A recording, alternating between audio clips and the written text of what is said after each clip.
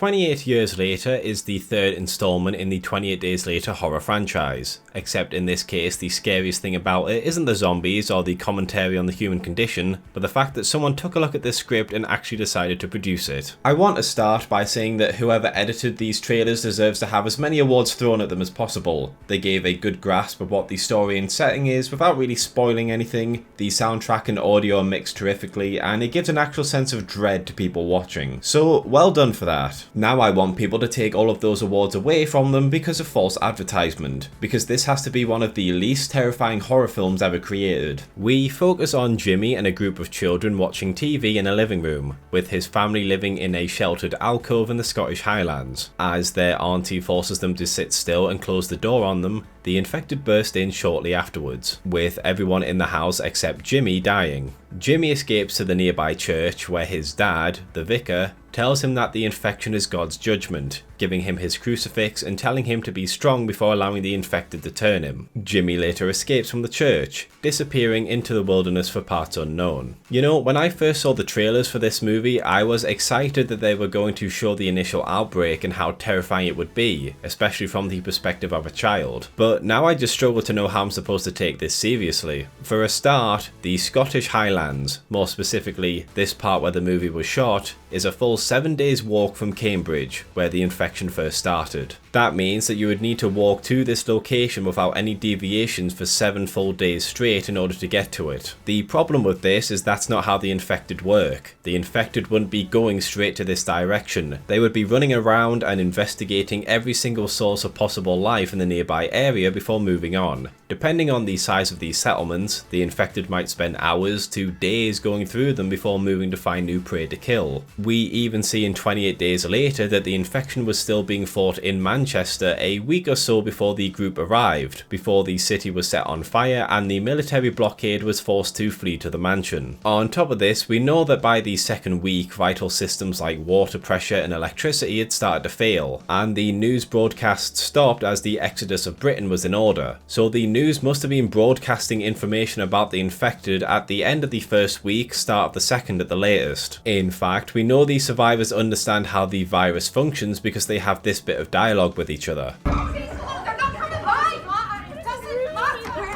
So you have a small group of individuals living in this remote location, far away from the initial outbreak point in an area surrounded by hills and mountains, who are clearly aware of what's going on, and yet they decide to just sit here and wait to die? Barricade your homes, just flee to another area, and you're telling me there's no place nearby that you could have gotten yourself a boat and evacuated on? But apparently not, because despite the fact the TV broadcasts are still working, meaning it's not too far into the outbreak, and the fact they know what the infection is, the adults have decided to just sit around doing fuck all, and the infected have somehow managed to make their way all the way over here. Because that makes sense. The infected burst into the room and Jimmy escapes, not closing the door behind him. We can see as Jimmy runs, the infected must have come from one of these areas here, as he approaches his mum in the kitchen and she seems to be getting attacked from an infected that has come through the entrance in the kitchen, not from out here. So the mum saw and heard several infected banging on the living room door and didn't try and save the children in any way, despite how selflessly she sacrifices herself here. On top of this, the infected not only attack the living room, but walk right next to the kitchen to go upstairs and attack the people there, yet none of them decide to go after this woman who is completely out in the open next to them. To add to the bullshit, Jimmy attempts to go upstairs, only for an infected to throw one of the family members down onto the little landing, as his auntie starts to become fully infected on the landing next to him. And then the kitchen glass door breaks, with his mum starting to become infected as the infected walk through the door. So to sum up the predicament he's in, there's 4 infected that should be attacking him now that the kids are dead or infected, there's the mum and the 3 other infected that burst through the door after her, there's another infected that made his way upstairs to attack his other family members, and there's 1, possibly 2 infected family members upstairs with him. And not only do none of them attack him, but some of them don't even seem to acknowledge his existence at all. And then the smash cut happens. Yep. That's what happens. A 10-year-old boy about to get demolished by infected above and below him with nowhere to go, and then the shot just switches and he's magically fine. I'm being serious, where can he go here? He's surrounded on all sides. So he makes his way to the church, not being pursued by the dozens of infected in the house, and then he sees some other infected crawling up the hill, with him opening the church doors right when the infected reach the top of the hill. Despite the infected being right there and the doors being left open by Jimmy, the infected then proceed to chill outside for 30 seconds so Jimmy and his dad can have a conversation, proceeding to burst in only after he's given his crucifix to Jimmy. And after infecting the dad, they then all proceed to just follow this one specific infected instead of searching for the small child that is yelling at God beneath them. And this character, what a incoherent mess he is. Nothing that hasn't been most perfectly foretold. Not dead, saved. This is a glorious day, day of judgment. Alright, so you're very devoted to your faith, you believe that the rage virus is a message from God, and that the infection is a gift for his chosen that he still loves. And you also love your son. And yet when the time comes, you don't let him get God's gift and instead tell him to run. But Loomar, he's insane.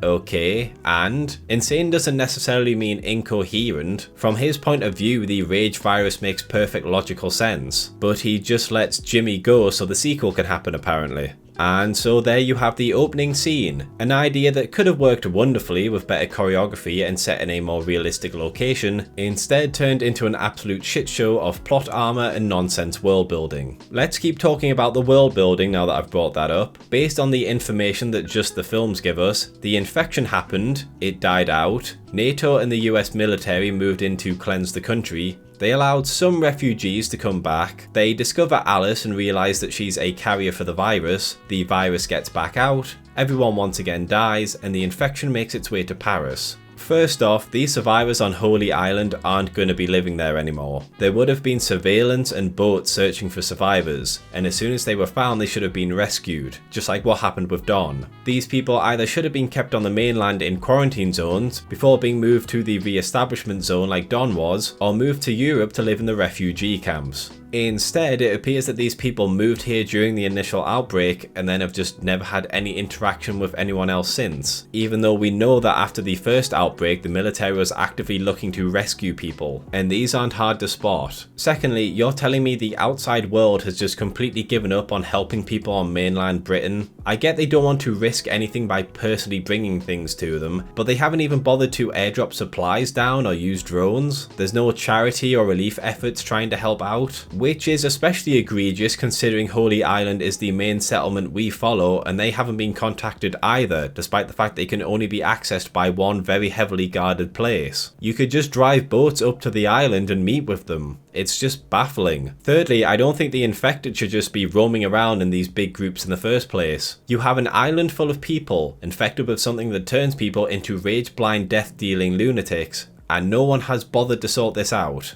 Everyone is cool with Zombie Island being a thing. This isn't something you can just wait out, especially considering you don't know what might happen. One day you woke up and had to nuke Paris because you thought this would just be contained to the UK. This is an active threat that, as far as these governments know, could pop up anywhere. Why haven't you started to take it out? It's been nearly 30 years and you have unmanned drones now if you really don't want anyone going on the mainland. I find it genuinely hilarious that this movie expects me to believe that everyone was fine with a virus that wiped out 50 million people in 3 weeks, just chilling on the UK. I find it even stupider that they would do this because they're aware of mutations in the virus. The first strain showed very little signs of self-preservation. The second showed increased intelligence and a desire to infect people instead of just kill them. And as evident by the official webpage that talks about the outside world's observations of the infected, they are aware they're working in packs and mutating into alphas. What if it jumps to another species? What if it becomes airborne?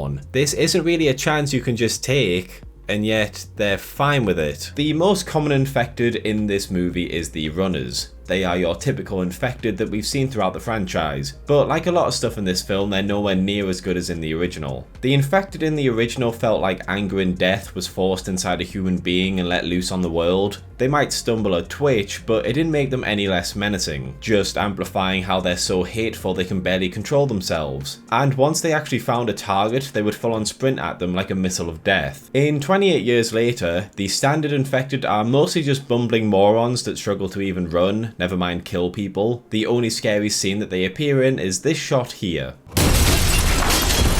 And yes, I do mean this shot of them crawling through the church window specifically. All of their other appearances throughout this movie, they just aren't as impressive in any way whatsoever, and the only reason they kill anyone in this movie is because the people they kill are just dumber than they are. In their first appearance, they are very awkward looking. They don't smash through the doors in a frenzy screaming with rage, they just pound on the door and then awkwardly shuffle their way into the room with this stupid look on their faces while making grunts and monkey noises. As Jimmy gets outside, we see the infected awkwardly jog up the hill towards him. I mean, look at this guy. In 28 Weeks Later, you felt like Don was trying with all of his might to keep up a distance from them. In this, it feels like Jimmy could probably outrun all of them, and he's a 10-year-old child. They end up attacking the dad, and when they get to him, they only attack from the back. You'd think walking balls of uncontrollable rage would leap over the pews so they get attacked from the front and inflict as much damage as possible on the non-infected individual before them, but instead they all just chill behind the ones that are at the front, awkwardly standing there. In the present day, they're once again not very scary. In the first movie, one infected managed to wipe out a whole house filled with half a dozen soldiers in it. It didn't feel contrived or lazy, it just stood as a testament of how deadly these things are. Here there's a pack of them awkwardly jogging after one man and a child, and not only do they fail, but they do not create any tension or terror whatsoever, quickly losing track of them when they get in the attic despite how loudly they're talking and thumping around upstairs. There's also the one they found hanging upside down in the old farmhouse, who despite having two people right next to them banging around and talking to each other, it somehow didn't wake up until right this moment just to try and give a cheap jump scare, but you already know that this thing isn't dead, so you're just waiting for it. The next time we see them is when they're attacking the soldiers, and I'll go into more depth into that scene in the future, but these are some of the stupidest, pathetic soldiers I've ever seen in a piece of media, and that is the only reason the infected take out so many of them. You can't make people think something is scary just because you make the people they kill idiots. We then watch them in their home, shuffling around and playing in the river like little children, just in case the movie had made it abundantly clear how pathetic they are. Like seriously, why show us this? It just completely drains them of any sort of terror they can inflict in the audience. They then show up to attack Spike and Isla near the Angel of the North, teleporting in from nowhere. We then see them struggle to keep up with a child and a woman who's riddled with terminal cancer, before stumbling around inside the diner and then dying. The next runner we see is the infected lady.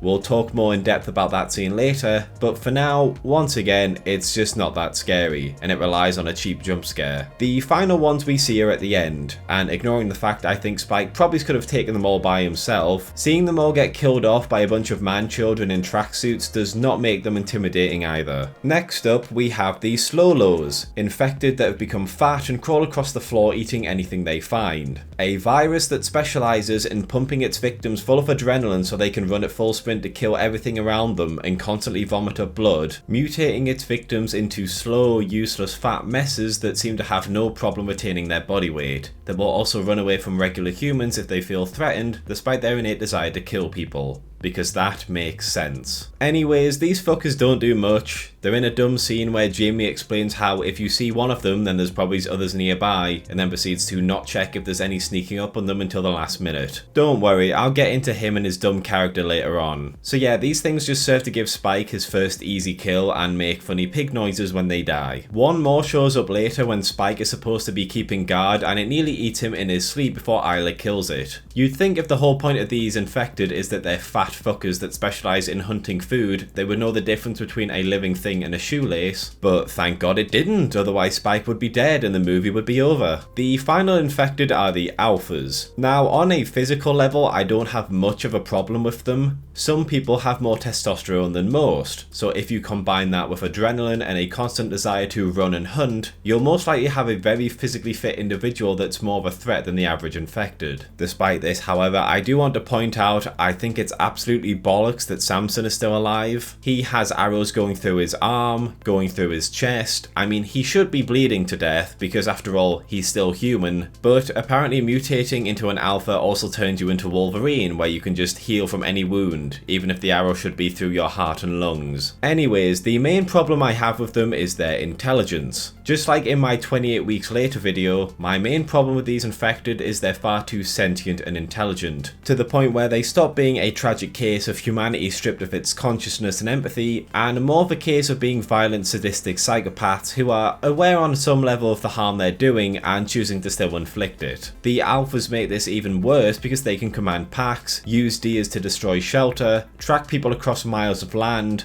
ambush people, and even display grief. So they should be able to communicate with people, yet choose to hunt and kill them anyways, rendering all the sympathy and sadness the normal infected have redundant for these variants. The first alpha we see hunts for its pack before coming across Jaime and Spike, sending his pack after them. The intelligent hunter, who can travel extremely quickly and form battle tactics, then decides to not flank and kill them, just standing on the hill while its pack gets wiped out because it can't be asked to do anything. Even after they run out of ammo and have to retreat into the attic, it just sits there instead of climbing up after them. Later on, it apparently uses a deer herd to cause a stampede that collapses the attic. Despite leading this herd here and Spike and Jaime needing to walk several miles to get back to Holy Island, this dude decides to just go for a leisurely stroll for a few hours and let his prey get away, until the movie remembers the entire reason they were stuck in the attic in the first place and reinserts the alpha back into the movie to chase them across the causeway, where it then proceeds to get shot and die, having accomplished absolutely nothing. The next alpha we meet, Samson, first appears when it decides to teleport into this service tunnel, because there's absolutely no way of knowing these survivors would decide to come down here in the first place. So Samson can either materialize from nowhere, or he has visions of the future that lead him to just sit in this tunnel for a few hours until a boat full of people decide to be idiots and meet him here. We next see him after the pregnant infected gives birth, where Eric, one of the idiots from before, decides to stand under an opening to be killed. Samson then chases Spike and Isla, cutting them off, nearly killing Spike before being drugged by Kelson. The final time we see him is when Kelson decides the best way to avoid the infected is to build a safety shelter that's only a few inches deep, allowing Samson to fail to kill a man in his late 40s, long enough for Spike to drug him again, and that's it so far. So off these hyper-intelligent, supremely fit alphas, they're either completely incompetent, failing to use their intelligence to kill a man and a child, or they've read the script and they manage to get the drop on people who decide to be massive morons. Not really very impressive. On top of this, like I say, the infected just aren't terrifying in this movie. They took the nearly limitless horror potential of human beings that have had all their morality stripped off them and turned them into unga-bunga slapstick cavemen that people laugh at because their dicks are hanging out, that struggles to take out a 12-year-old child and a woman that's severely ill and can barely run.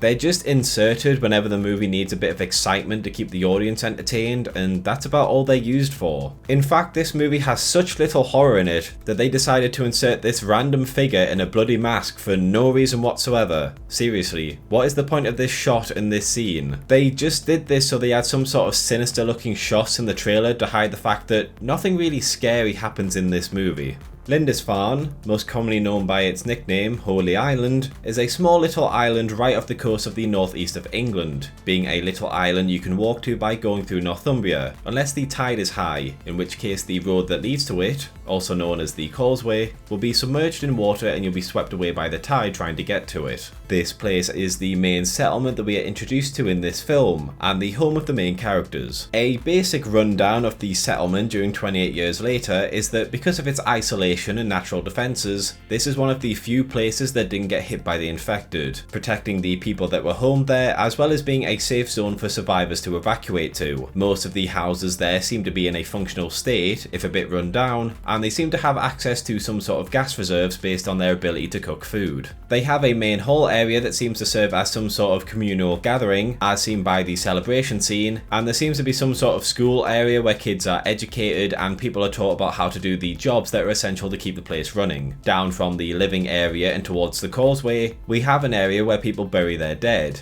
as well as the main gate, designed to be another layer of security should the infected or hostile survivors come across when the tide is low. Now, again, I've already talked about this, but these people shouldn't be living here. They should have been evacuated during the initial outbreak when NATO was still accepting refugees, or they would have been found by the US military during their cleansing and repopulation of the country, and they would have been brought into the safe zone scene in 28 weeks later. Ignoring all that, even if for whatever reason they weren't discovered by anyone and were left to their own devices, There was a period of time when there was no infected roaming around Britain for months. They had so long to put up extra layers of defences to protect the island. They could have made a safe zone on the other end of the causeway for people that were being attacked or injured, allowing them to receive shelter, and even if they didn't do anything during that time because they weren't sure how bad the infection still was, they surely would have had time over the decades to slowly go out and build extra security, especially as we see that the people of the island have been trained in warfare to the point a 12-year-old boy is able to fight off a horde. But no one has tried to expand their safe territory at all. They've just set up this first and only line of defense, and that's it. We see later that when an alpha clocks in on where they are, it nearly reaches the gate and could have possibly gotten through it because of its ability to get over the causeway, which is something they should have really thought about considering they know how durable and physically intimidating alphas are. And if it's during low tide and a horde of infected make their way across, they've now got to go through the effort of eliminating them, clean up the area and remove the bodies so they can use the only road onto the mainland, which is extremely risky considering how contagious this virus is. Speaking of the causeway, I find it strange they haven't bothered to implement any sort of pulley system for use in case of an emergency. The common infected, as far as we are aware, are unable to swim. It would be even harder to swim during high tide, and they don't really have any sort of tactical skills. So if they added some sort of rope going along the sides of the gates that you can use by either holding onto it or shimmying across, or you can just wrap it around your waist and pull yourself through the water, they would be a vital system in saving the lives of people being pursued by threats. But again, no one has bothered to implement anything like this despite how useful it would be.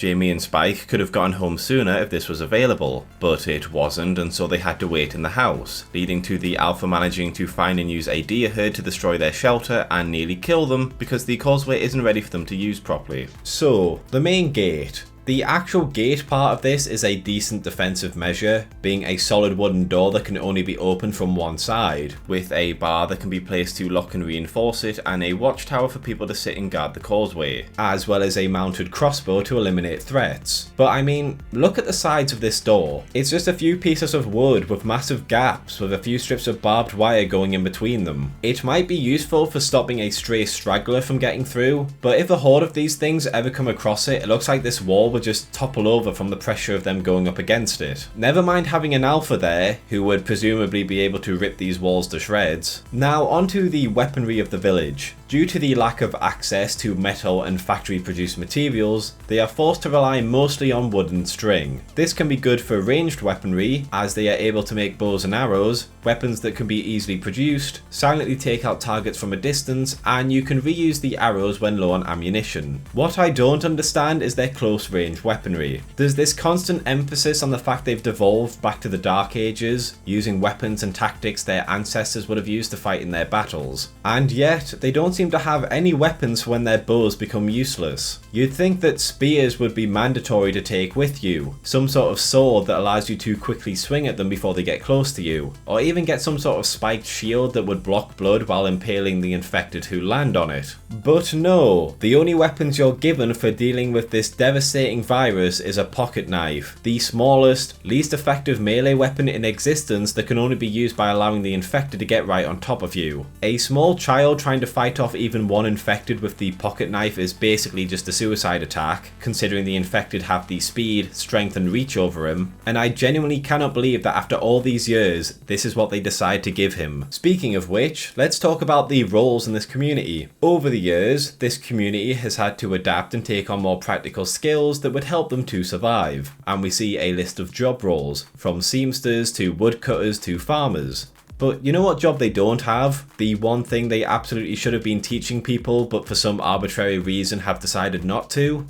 A doctor. You would think a society where all the major medical infrastructure has gone to shit and you now live in a world without strong pharmaceuticals, it would probably be a good idea to educate a few people on the island how to be doctors so they can actually survive in this new world, whether it be through the textbooks or by learning from the doctor that they did have during the early years of the infection. We don't have a doctor. I haven't had a doctor here in forever. This knowledge would have been vital in this world as it's their only way of spotting disease and potentially curing people. but instead a doctor just isn't a thing anymore. They had one doctor who died a few years ago and then they just decided fuck it and didn't bother trying anymore. Meaning that by the time the main plot rolls around, Spike decides the only option he has to try and cure his mother is by visiting Kelson and dragging his mother outside the safety of Holy Island. It's not like Kelson needs a lot of information out of Isla to make a diagnosis, he just does some basic checks on her, especially around her throat, and figures out what it is. Something that could have been done in around 5 minutes in the comfort of their own home if this society, that emphasised doing whatever it takes to survive, bothered to actually go out and recruit people for one of the most vital roles in the post-apocalypse society. So, they have done absolutely nothing to expand the safety of their borders, they seem to have just put up the most basic security measures and called it a day, and then a community that is isolated from the world and relies on their own independence decided to not bother recruiting someone into one of their most vital roles in existence. They then decide they have no problem of sending children out on suicide missions for absolutely no reason whatsoever. Now, I have absolutely no problem with the idea they send out their younger members into the mainland to try and see what it's like to survive out there, especially in terms of killing the infected and learning how to take a life. The problem is the fact that these people, who seemingly run this community, would decide to allow Jaime and his 12-year-old son to go out onto the mainland when Spike is nowhere near ready for this. These people are responsible for keeping everyone in this community safe, and yet despite acknowledging that Spike is a lot younger than what they would usually allow to go out onto the mainland, who is still very undertrained and physically inept to take on the infected if they get close, and on top of the fact they know about the alphas and how it's basically a death sentence for people unprepared for it, they still choose to let him go. These people know about alphas, they know they hunt in packs now, and they think that one man is going to be able to kill these infected if they try and kill him and his son. They nearly die several times because of Spike's inability to really do anything, and the only reason they don't is because the infected are really fucking dumb in this movie. The final point I want to emphasize is that the people in charge of the watchtower are made extremely inept at the end of the movie for no reason whatsoever. I can understand why they would have fallen asleep during the night time. The infected are active during the day now, so presumably they need to sleep during the night,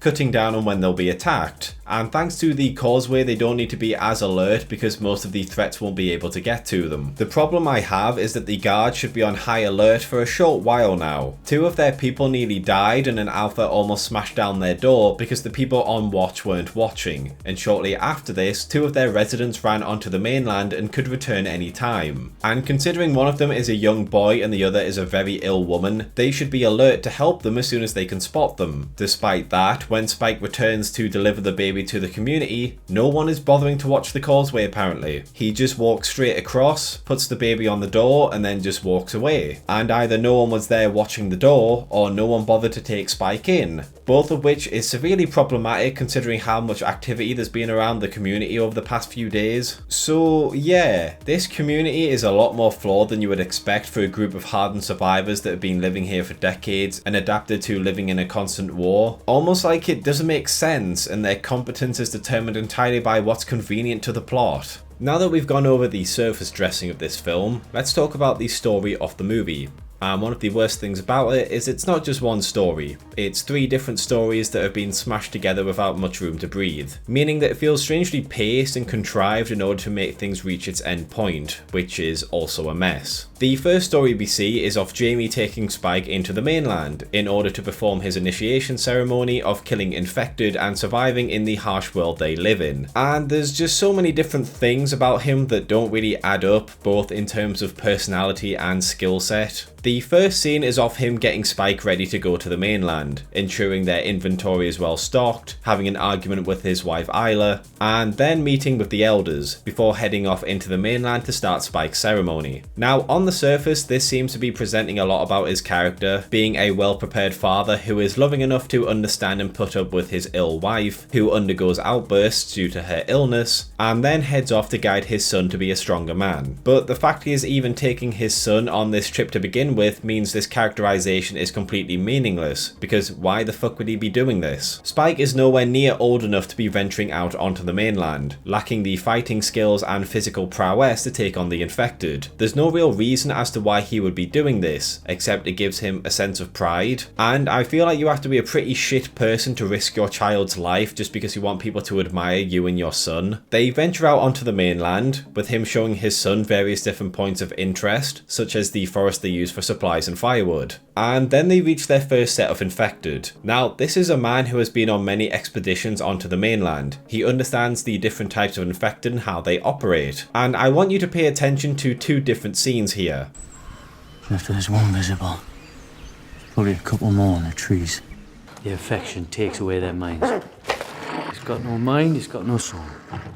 Now, this sums up Jaime's entire perspective on the infected. He acknowledges that because of the virus they tend to operate in groups now and will be hyper-focused on any signs of survivors, and as such you have to be prepared to deal with several of them if you come across one of them, which is proven to be true several times throughout this film. He also believes that those who have been infected by the virus are no longer themselves and in fact aren't even human, with putting them down being the kindest and most humane thing to do to them. They come across a slow low in front of them and decide to have Spike take it out. He instructs Spike on how to take the shot and then proceeds to just hang around looking at him instead of being on alert for any other infected that might be in the area, which as we see, there is a slow low right behind him moving towards them, but because the movie wants to cause tension in this scene, they choose to make Jaime an idiot who doesn't bother to hear the groaning or the leaves rustling until the last moment. Now both of them take out an adult slow low and then without hesitation, Jaime takes out one of the child infected, but then when another child infected is stood right in front of him, he just doesn't do anything. Despite his insistence on how he views them and the fact that he already killed one of the child infected, he then lets this one go for no reason, even if it might alert the other infected nearby about where they are and lead them to them. They keep on venturing throughout the countryside until they come across an old house, with an infected person in it that doesn't acknowledge their presence at all until the film informs it that there needs to be tension in this scene, at which point it springs back to life and Jaime forces Spike to kill it, after which they come across the trophy kill that the Alpha left behind. Now, Jaime is aware of the Alphas and how they operate, which is why he immediately recognises that this is the work of the Alpha and they need to leave. He then chooses to keep walking into a direction that's away from where they came from, and then he walks out into an open field where there's no cover, meaning that they can't hide and they're immediately spotted and then hunted by the Alpha. And throughout this chase, Spike is shown to be severely out of his depth and struggling to get into the attic, only surviving because the infected are idiots. Alphas aren't like the others.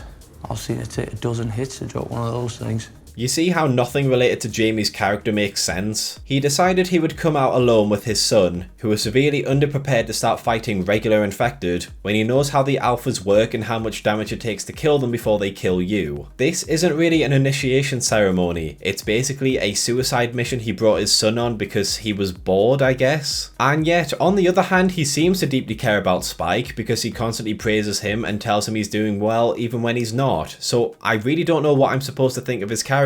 Spike asks about other communities out in the mainland, with Jaime confirming there are others around them. But when Spike asks him about the big fire going on, he insists he doesn't know about that one. During the night, their shelter is collapsed by a deer herd and they're forced to go back to the causeway, which should be low enough now for them to get across. They make their way there, and because the Alpha is an idiot, they don't get attacked until they're halfway through making their way across, after which they manage to alert the rest of the residents there and get rescued by them. And then the movie just seems to go out of its way to make him as dislikable as possible for no reason. He constantly tries to make his son the centre of attention, even though he's clearly overwhelmed and nervous about being in front of so many people. He then forces him to drink beer that causes him to be violently sick, and then in the least subtle way possible he decides to go outside with his affair partner where everyone can see them, allowing Spike to catch up with them where he sees that he's cheating on Isla. Spike then learns from a family friend, Sam, that the fire belongs to a man named Kelson, who was a doctor before the war, and that Jaime does indeed know about him. Jaime later comes into the house after being out all night, and in the kitchen, Spike demands to know why Jaime lied about not knowing what the fire was. Jaime explains that in the past, he and some of the other survivors used to venture far into the mainland to look for resources and hunt the infected, when they then came across Kelson with rows of dead bodies around him and a cremator nearby, and he then proceeded to wave at them. with Jaime believing that there is something wrong with him and he's not to be trusted. Just to give a recap here, there's a virus that through a single drop of blood has the ability to completely infect another individual and turn them into infected. And Jaime found it extremely suspicious that this man was cremating the bodies of the infected, which would completely destroy any infected cells that would go on to harm other people. And then despite the horrible world they live in, the thing that unnerved Jaime wasn't him walking towards them, which could be seen as a menacing gesture, or shouting at them,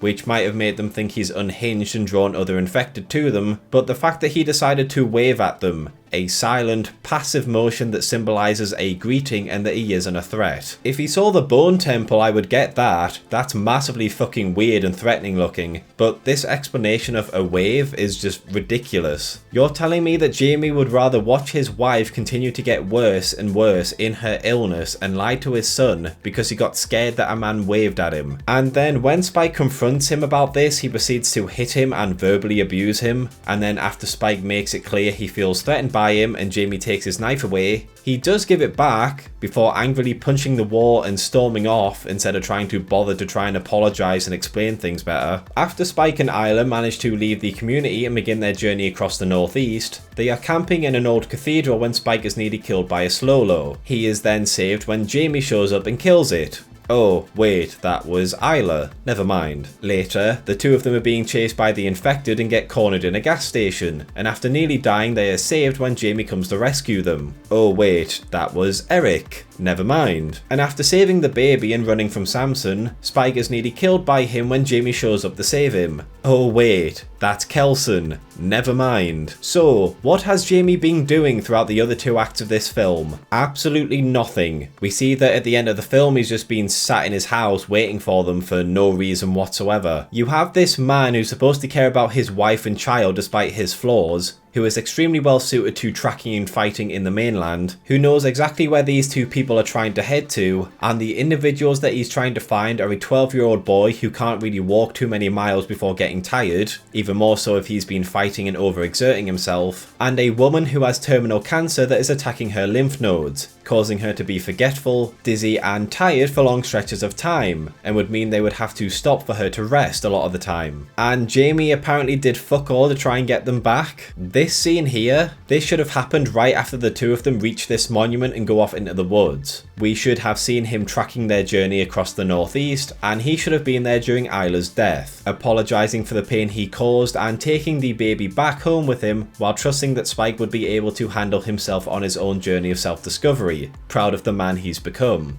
But we don't get that. We have a man who is smart enough to boil water to keep it free from contaminants, but can't comprehend why a man would be burning infected bodies. We have a man who is supposed to have a good understanding of the infected, including the alphas, and then chooses to bring a 12-year-old boy with him to fight them, and gets taken by surprise from some of the fattest fuckers on the planet. We have a man who lies to his son because he doesn't want his son to die on a pointless expedition, and despite his flaws, still loves and cares for his wife, and then proceeds to sit around scratching his balls when for all he knows his family's getting torn apart on the mainland. And this is apparently a well-written, complex character. So now that we have the first story that's been mashed into this film out the way, let's talk about the second story that's been shoved in here. The movie about Spike and his mother overcoming a great journey on their way to salvation, and Spike slowly becoming the man he needs to be in order to survive it. After hearing about a doctor that might be able to help them, and with the understanding that his dad doesn't see the journey as worth it, Spike takes matters into his own hands, getting gear to prepare for himself and his mother, causing a distraction that allows him to get out into the mainland, and then they make their way to the doctor, overcoming the infected, joining up with Eric, and ending up at the train platform where Kelson is. Now, before we talk about the actual journey, let's talk about what he saw on his previous journey out with Jaime.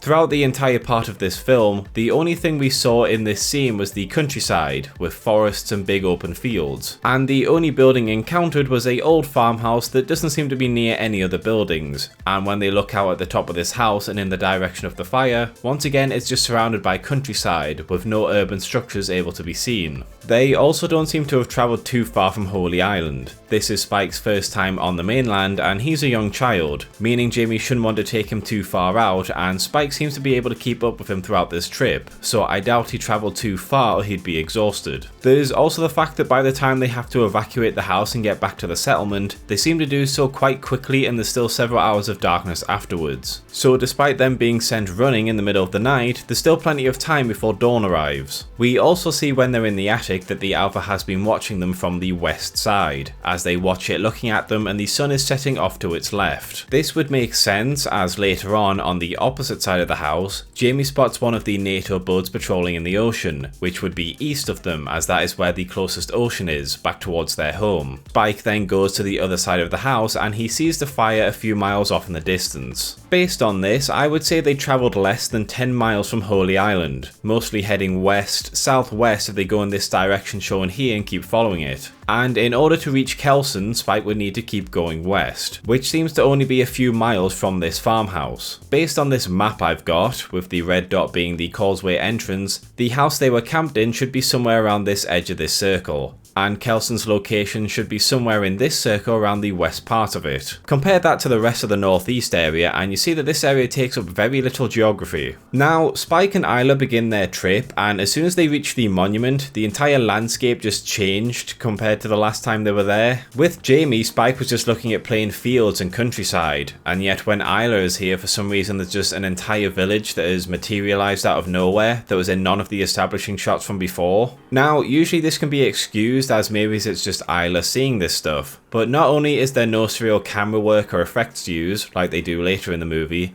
but this is during one of Isla's more clear moments, where she is panicking over the fact they're on the mainland, Jaime isn't with them, and they're gonna see a doctor. We can't be on the mainland. It's too dangerous. So it genuinely seems like a village has just been placed here from nowhere. On their way, they go through several fields before somehow arriving at the Sycamore Gap, one of the most famous historical landmarks in the UK.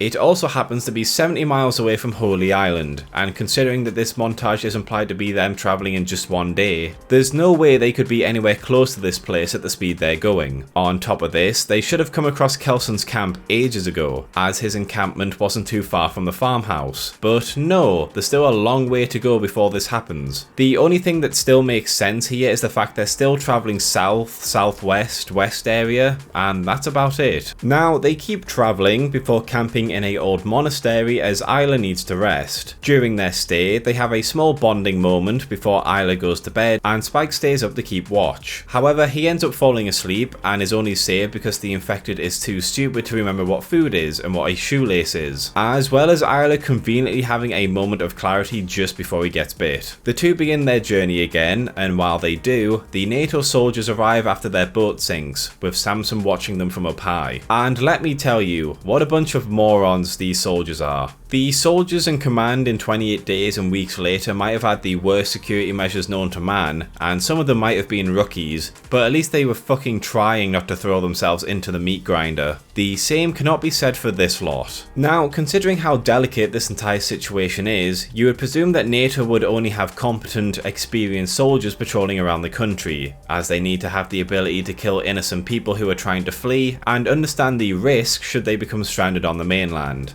You aren't going to have rookies assigned to this deployment. And yet, right off the bat, there's so many things they do here that lead me to believe they've never even seen combat before, never mind had enough experience to be chosen for this job. It appears that as soon as their boat arrived on shore, they were attacked by the infected. Now, I've already gone over the convenience of Samson knowing these soldiers were arriving there and then somehow knew they would run into the service tunnel so he could ambush them, but at the end of the day, this is 8 soldiers armed with assault rifles, who have their back to a body of water the infected cannot cross and clear lines of sight to take on the infected. And instead of just keeping the tactical position, they decide to jump down into the reservoir spillway area, where not only do they not have long distance sights to take them down, but they can now be ambushed by the infected jumping on top of them. After jumping down this pretty high fall in full military gear, surprisingly one of them sprains their ankle and needs assistance, meaning that 2 of these soldiers are now useless and cannot help in the fight. They then get this massive horde of infected following them in this space, and for some reason only 1 soldier tries to fight them off, and even then he only fires a few small bursts before running again. Usually I hate when people with guns in horror movies just spray their weapons around,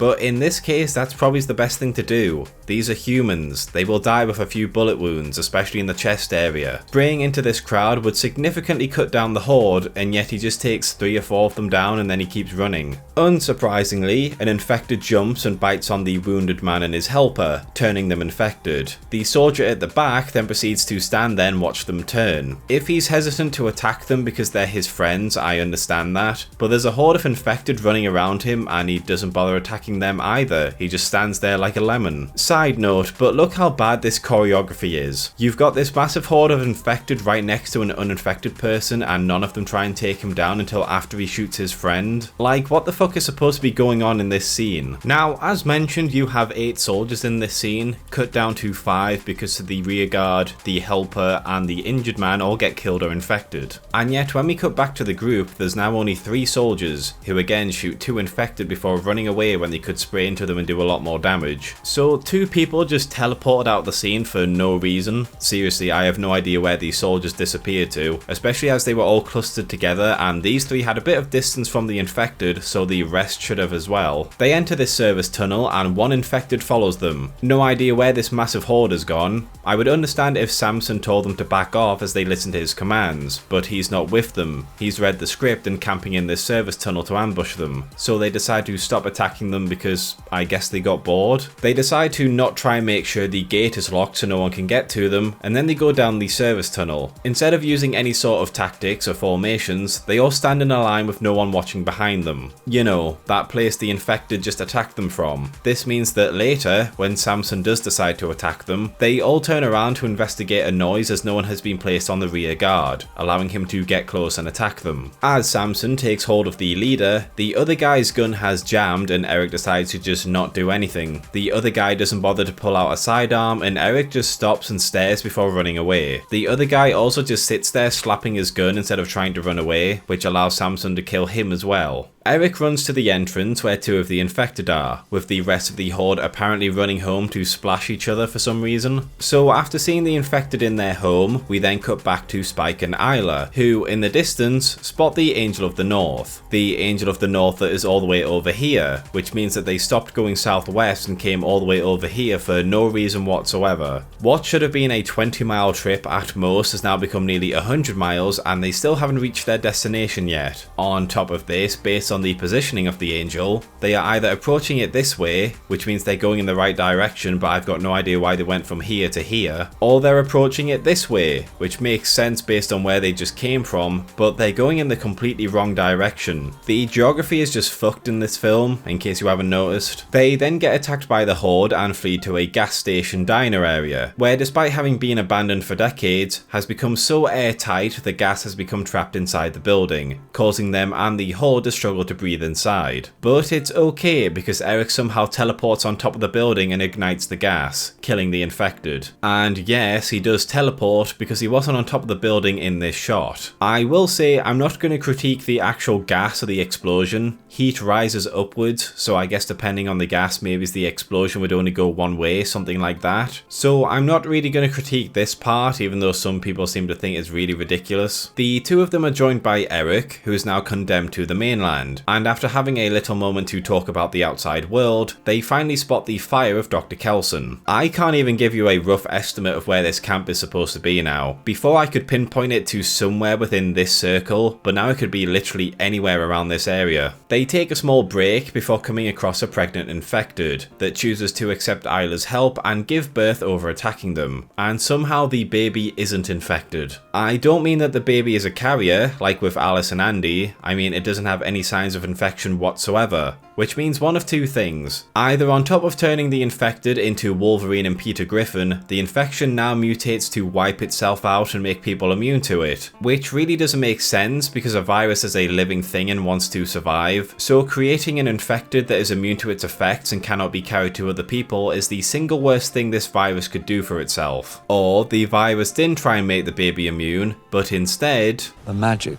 of the placenta. I'd wondered if that might happen. This is a baby created by an infected sperm and an infected egg that was held in an infected womb for 9 months and is now covered in infected blood and fluids. 1 drop does this.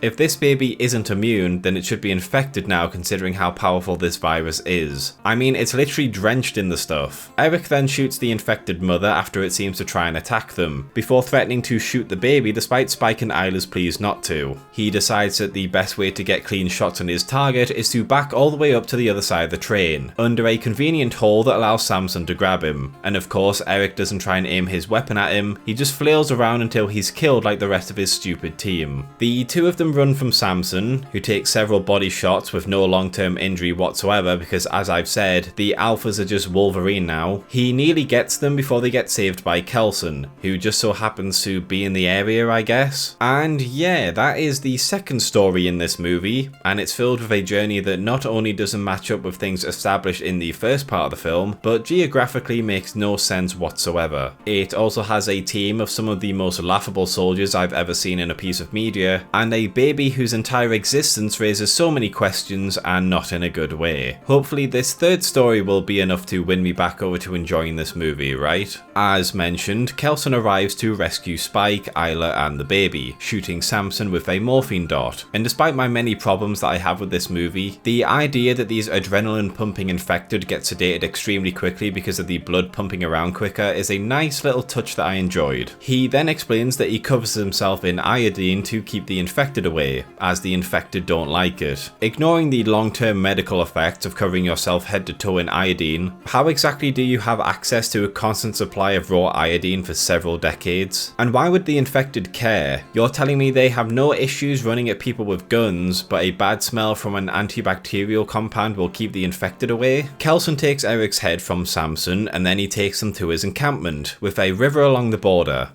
This helps to keep them out.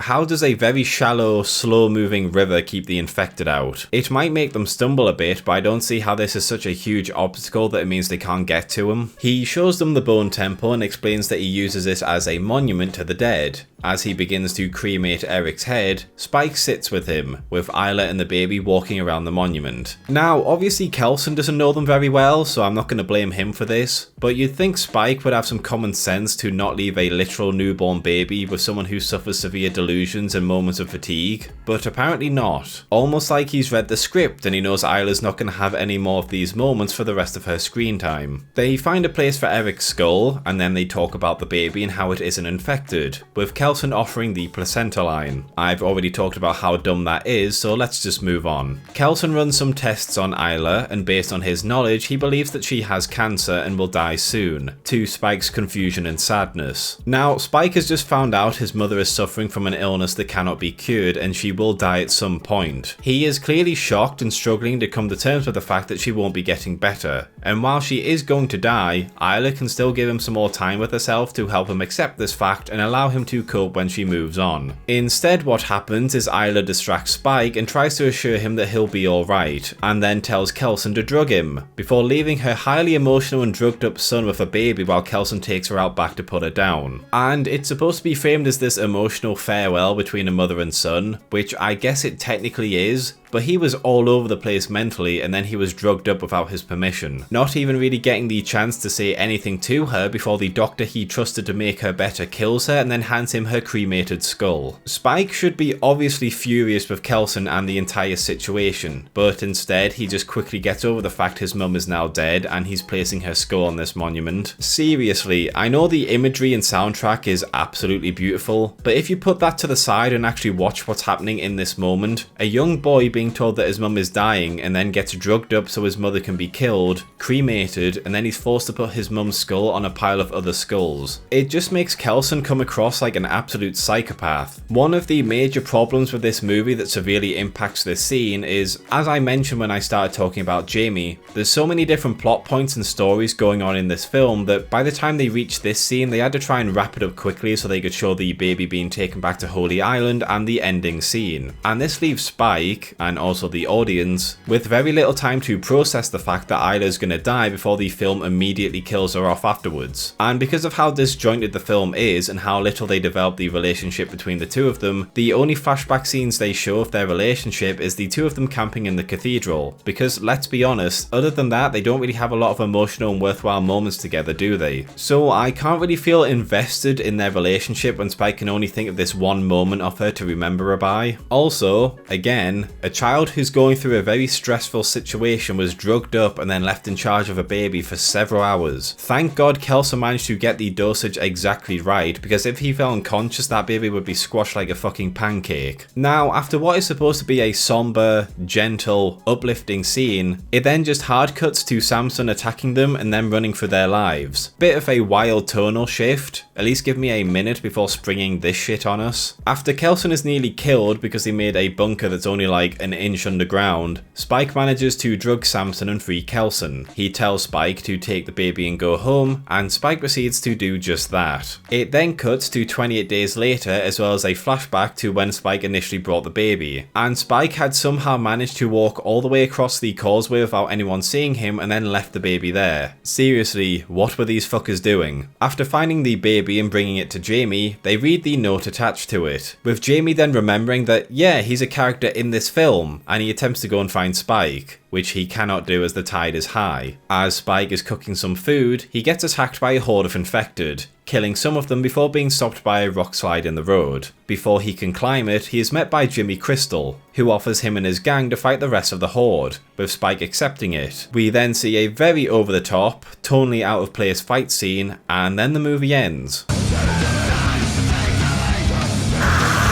Just what the fuck was this? So over the course of about roughly 5 minutes, we have what is designed to be a emotional gut punch as a son loses his mother, a uplifting scene as he makes sure that she is remembered, an intense moment that fades into a more solemn one, and then an intense moment that transitions into a Power Rangers fight scene. The ending scenes of this film are so tonally and emotionally all over the fucking place, which is probably why so many people hate it. And the thing is, they could have mitigated this a bit with this final moment here. They really could have just saved the fight for the next film. Have this one end on the intense moment of Spike about to be attacked by a horde when the Jimmies stand above him, catching his attention and ending the movie. This way you could have a subversive opening fight and then you would have time to fade into the rest of the movie. But as it is, it's just such a bizarrely mashed together ending that it just sours the rest of the film. So that covers just about everything in 28 Years Later in terms of what the actual plot is, the characters and the world building. On a first watch, I think it's easy to get lost in the cinematography and the acting and the music, until the plot seems to make a lot more sense, even if the pacing feels a bit odd and the ending seems misplaced. But on a closer level, there's so many things wrong with it that I think this might be one of the dumbest horror movies that has come out in recent years, a far cry from the original released all those years ago. Obviously the new one will be releasing soon at the start of January, so hopefully that might be an improvement, but at the moment the only thing these long awaited sequels have done is leave a sour taste in my mouth. And for some reason I doubt the sequel is going to mitigate that. Thanks for watching, lads and lasses. If you enjoyed this video, please consider liking, subscribing and checking out some of my other videos. Sharing always helps, and if you're feeling really generous, please consider my Patreon or YouTube membership. But most of all, I just hope you had a great day, and hopefully I will see you in the next video.